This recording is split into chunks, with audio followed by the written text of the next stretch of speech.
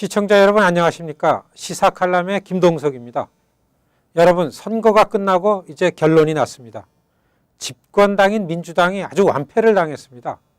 상원 경합지역 13곳 중에서요 10곳을 공화당이 차지했습니다.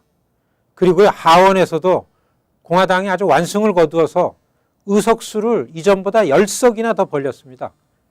2006년 조지 부시 대통령의 재임 후반기 바로 그때 중간선거전에서 상원과 하원을 모두 장악했던 민주당은 여러분 만 8년 만에 지금 초라한 아주 꼬마 소수당이 되었습니다. 이제 워싱턴은 완벽한 여소야대의 정국이 되고 말았습니다. 임기가 끝나는 2016년 말까지 우리 오바마 대통령 정말로 험난한 행보가 눈에 선하게 보여집니다.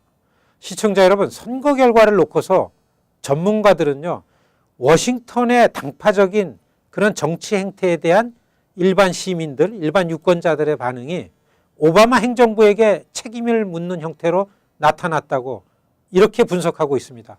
공화당의 표를 몰아주었지만 그것은 공화당이 뭔가 잘하고 있어서가 아니고 오바마 행정부에 기대했던 유권자들의 실망이 워낙 크기 때문에 이러한 선거 결과가 나왔다는 그런 얘기입니다. 오바마를 보고서 투표장에 몰려 나왔던 소수계들이 여러분 이번엔 투표에 참여하지 않았습니다. 중간선거치고는 그래서 아주 낮은 투표율입니다.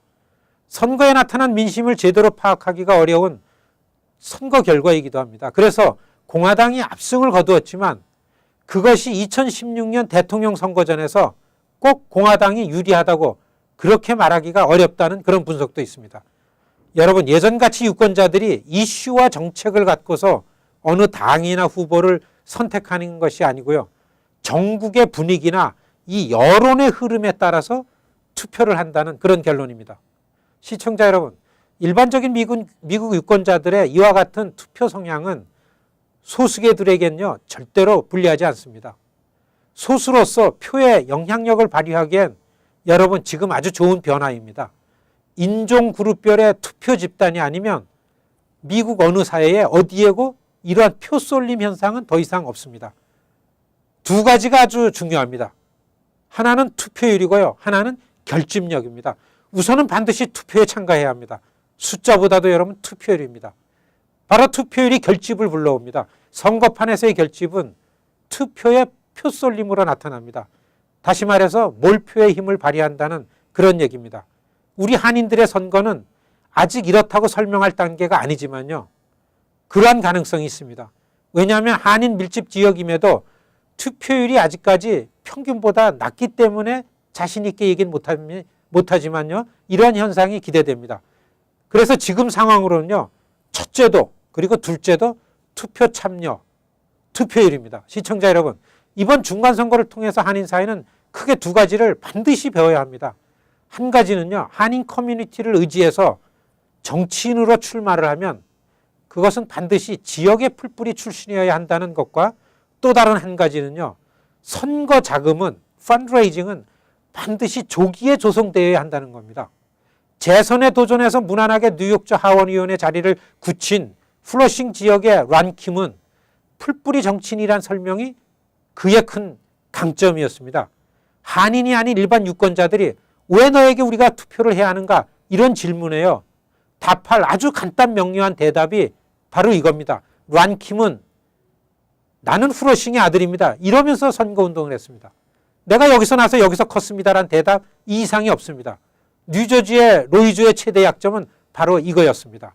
출마를 위해서 갑자기 이 지역에 나타났다는 것입니다. 적어도 출마 수년 전부터 지역에서 이름을 알리는 준비가 있었어야 했던 것 아닌가 이런 생각입니다.